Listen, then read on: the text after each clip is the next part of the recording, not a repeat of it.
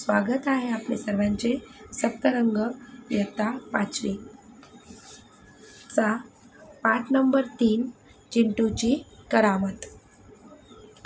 बघा, चिंटू म्हणजे हा मुलगा, याचे नाव आहे चिंटू। त्याची करामत म्हणजे ते आपल्या या पाठामध्ये ते वेगवेगळे कार्य करतो, मस्ती करतो, त्याला येथे करामत असे म्हटले आहे। बघा, चिंटू फारच खोडकर मुलगा होता। त्याच्या सारख्या काही ना काही खोड्या चाललेल्या असत। कधी हातोडी घेऊन काहीतरी ठोकत असे, तर कधी चाफ्याची फुले तोडण्यात गुंतलेला असे, कधी मोत्या कुत्र्यावर स्वार होई, तर कधी स्वतःच आजोबांची पगडी घालून उपरणे घेई, कधी डब्यांची झाकणे घेऊन वाजवे, तर कधी झाकणांचे तराजू बनून दुकानदार होई, तर कधी स्टूलावर उभे राहून रस्त्यावरील वाहनांना हात दाखवणारा पोलीस होई। बघा, कितीतरी मस्ती करतो चिंटू। तुम्ही करता की नाही मस्ती? बघा, याच्यातली कोणकोणती कार्य तुम्ही करता बरं? तर आपला चिंटू काय करतो ते आपण पाहायचे आहे। चिंटू हा फार खोडकर मुलगा आहे। तो सतत काही ना काही खोड्या करत असतो। काय काय करतो तर हातोडी घेऊन काहीतरी ठोकत असतो, कधी चाफ्याची फुले तोडण्यात गुंतलेला असतो, तर मोत्या कुत्रा हा कुत्रा चिंटूचा आहे। त्याचं नाव आहे मोत्या। काय नाव आहे? मोत्या। याच्यावर आपल्याला समोर प्रश्न पण आहे, म्हणून लक्षात ठेवा की मोत्या हा कुत्र्याचं नाव आहे। तर स्वतःच आजोबांची पगडी घालून उपरणे घेई, तर डब्यांची झाकणे घेऊन तुम्ही बनवता का तराजू? किती छान डब्याच्या ढकण्यांचा तराजू बनतोय ना, म्हणून दुकानदार खेळतो। बघा, तर कधी स्टूलवर चढून स्वतःच ट्रॅफिक हवालदार होतो। किती छान मस्त्या करतो ना चिंटू।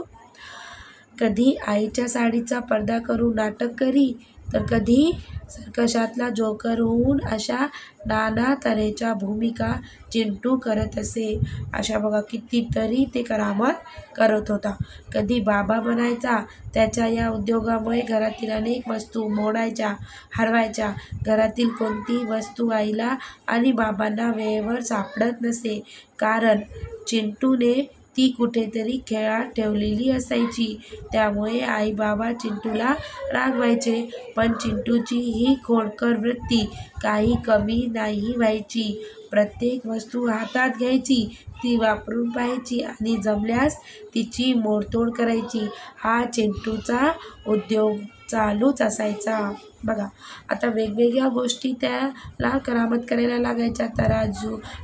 तराजू बनवायला, डब्यांची झाकणे, आजोबाची पगडी, आईची साडी, हातोडी, फुले, काही स्टूल, त्याला खूप गोष्टी त्याच्या करामतीसाठी लागायच्या।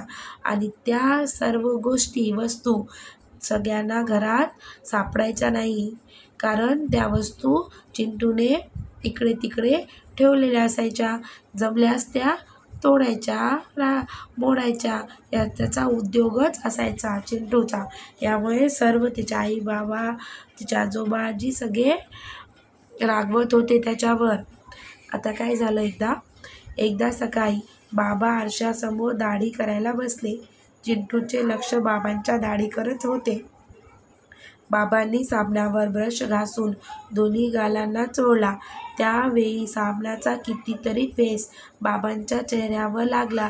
हे पाहून चिंटूला फारच गंमत वाटली। मऊ मऊ पांढरा शुभ्र फेस पाहून त्याला मनातल्या मनात गुदगुद्या होऊ लागल्या। त्याचवेळी त्याने हा प्रयोग करून पाहायचे मनाशी ठरवून टाकले। बघा, आता एकदा काय झालं, बाबा त्यांचे आरशासमोर दाढी करत होते। तुम्ही पाहिलेत का दाढीचं सामान, किंवा तुमच्या घरात कोणी हे जुनी पद्धत आहे दाढी करायची, तरी कोणी करते आता पण, तर तुम्ही पाहिले आहात का की दाढी करायला साबण असतो, ब्रश असतो, मग आरशासमोर बसून त्याला त्या रेझरपट्टीच्या ब्लेडवरून दाढी करतात। तर हे सर्व कार्य चिंटूचे बाबा करत होते आणि चिंटू पाहत होता। त्याला गंमत वाटली की ब्रश हा साबणावरून फिरला की त्याचा कितीतरी मऊ मऊ पांढरा शुभ्र फेस झाला। त्याला ती गोष्ट आवडली आणि त्याने मनातल्या मनात ठरवून टाकलं की हा प्रयोग तर आपण करायचाच. दुपारी बाबा ऑफिसला गेले. आई माझघरात झोपली होती. मग काय, चिंटूचे आयतेच फावले. त्याने बाबांचा दाढीचा ब्रश काढला, साबण घेतला, पाणी आणले आणि आरशासमोर बसून खूप खूप फेस काढला. तोंडभर तो फेस लावला. सारे तोंड फेसाने भरून गेले. पांढऱ्या शुभ्र फेसातून चिंटूचे डोळे, नाकाचा शेंडा आणि चिमुकले दातच फक्त दिसत होते. बघा इथे दिसते चित्रात, त्यानं पूर्ण तोंडवरून दाढीचा फेस लावलेला आहे. त्यानं जसं आपल्या बाबाला करताना पाहिलं होतं सेम त्यानं तसंच केलं. आणि दुपारी बाबा पण ऑफिसला गेलेले आणि आई पण त्यांच्या बेडरूम झोपलेली. तर याला छानच एक संधी मिळाली. त्यानं काय केलं, दाढीचा ब्रश पण काढला, पाणी आणलं, साबण आणली आणि मस्त त्याचा फेस केला आणि पूर्ण आपल्या चेहऱ्यावर लावला. आता ते फेस लावल्यावर त्याच्या चेहऱ्यावर काय दिसत होतं, फक्त डोळे, नाकाचा शेंडा आणि चिमुकले दातच. आपले हे रूप पाहून चिंटू खूप खुश झाला. तो आरशात पाहत होता की आता मी कसा दिसत आहो फेस लावून. त्याला वाटले आता कोणाची तरी गंमत करावी, म्हणून तो मागील दाराने गेला. तेथे झोपला होता मोत्या कुत्रा. तोंडाला पांढरे फेस लावलेला कोणीतरी चोर घरात घुसला आहे असे त्याला वाटले व तो चिंटूच्या अंगावर धावून गेला. मोत्याचे भुंकणे ऐकून आई जागी झाली. तिने पाहिले चिंटूच्या मागे मोत्या लागला आहे. सगळा प्रकार आईच्या लक्षात आला. तिने चिंटूचे तोंड धुतले तेव्हा मोत्या भुंकायचा थांबला. आई हसू लागली. चिंटूची करामत त्याच्या चांगलीच अंगाशी आली. बघा काय झाले ते,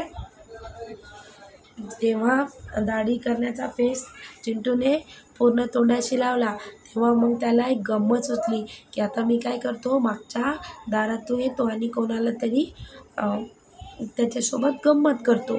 पण झालं काय की जेव्हा तो घराच्या मागच्या दारातून येतो तेव्हा तिथे झोपलेला होता मोठ्या कुत्र्या. आणि मोठ्या कुत्र्याला काय वाटलं की त्याला फेस पूर्ण त्याच्या चेहऱ्यावर फेस लागल्यामुळे चिंटू त्याला ओळखायलाच नाही आला आणि तो त्याच्यावर भुंकू लागला. कारण कुत्रे असे करतात ना की जे अनोळखी व्यक्ती दिसलं की त्याला एकसारखं भुंकतात. तर ते चिंटूला अनोळखी समजून त्याच्यावर भुंकू लागला. तर त्या भुंकण्याच्या आवाजातून झोपलेली आई उठली आणि त्याला उठल्यानंतर त्याला चिंटूच्या मागे मोत्या लागला आहे हा पाहताच तिला सगळा प्रकार कळाला की अरे असं एवढं सगळं झालेलं आहे. मग लगेच चिंटूच्या आईने त्याचे तोंड धुतले. त्यानं मग जेव्हा तोंड धुतल्यावर चिंटू त्याला दिसला मोठ्या कुत्र्याला, तेव्हा तो भुंकायचा थांबला आणि आई खूप हसू लागली. कारण चिंटूची करामत, तो दुसऱ्यांसोबत गंमत करायला निघाला होता तर त्याचीच गंमत झाली. त्याची गंमत त्याच्याच अंगाशी आली. किती मस्त आहे ना, छान धडा आहे. पाठ आपला इथे संपला. याचा आपल्याला आहे प्रश्न उत्तर. बघा आता या अभ्यास करू. यामध्ये खालील प्रश्नांची उत्तरे लिहा. चिंटू कसा मुलगा होता? खूप सोपं उत्तर आहे. उत्तर, चिंटू फार खोडकर मुलगा होता. ख. चिंटू केव्हा खुश झाला? उत्तर, तोंडभर फेस लावून स्वतःला आरशात पाहता चिंटू खुश झाला. ग. क्वेश्चन, चिंटूच्या मागे कोण लागले? उत्तर, चिंटूच्या मागे मोत्या कुत्रा लागला. घ. चिंटूच्या मनात गुदगुल्या केव्हा झाल्या? उत्तर, मऊ मऊ पांढरा फेस पाहून चिंटूच्या मनात गुदगुल्या झाल्या. प्रश्न दुसरा, खालील वाक्य वाचा व धड्यानुसार योग्य क्रमाने लिहा. चिंटूचे लक्ष बाबांच्या दाढीकडे होते. चिंटूची करामत अंगाशी आली. आई माझघरात झोपली होती. चिंटू फारच खोडकर मुलगा होता. चिंटू मोठ्या कुत्र्यावर सवार झाला. तर सर्वप्रथम येणार इथे चिंटू फारच खोडकर मुलगा होता. त्यानंतर चिंटू मोठ्या कुत्र्यावर स्वार झाला. त्यानंतर चिंटूचे लक्ष बाबांच्या दाढीकडे होते. त्यानंतर आई माझघरात झोपली होती आणि सर्वात शेवटी चिंटूची करामत अंगाशी आली. 3, 5, 4, 1, 2 असा हा क्रम योग्य आहे. हे फक्त आपल्याला इथे वाचन करायचं आहे. मुलगा, मुलगे हे एक वचन आणि अनेक वचन आपल्याला दिलेले आहेत. पगडी, पगड्या, डबा, डबे, आरसा, आरसे. लिहा. खालील शब्दांचा वाक्यात उपयोग करा. आपल्याला इथे काही शब्द दिलेले आहेत, त्याची आपल्याला वाक्य तयार करायचे आहेत. तराजू. दुकानदार तराजूत एका बाजूला धान्य व एका बाजूला वजन ठेवून वजन करतो. खोडकर. राजू हा खूप खोडकर मुलगा आहे. करामत. चिंटूची करामत अंगाशी आली. दुकानदार. दुकानदाराच्या मालकाला दुकानदार म्हणतात. बघा इथे आपल्याला पाठ आणि त्याची प्रश्नोत्तर दोन्हीही इथे संपलेली आहेत.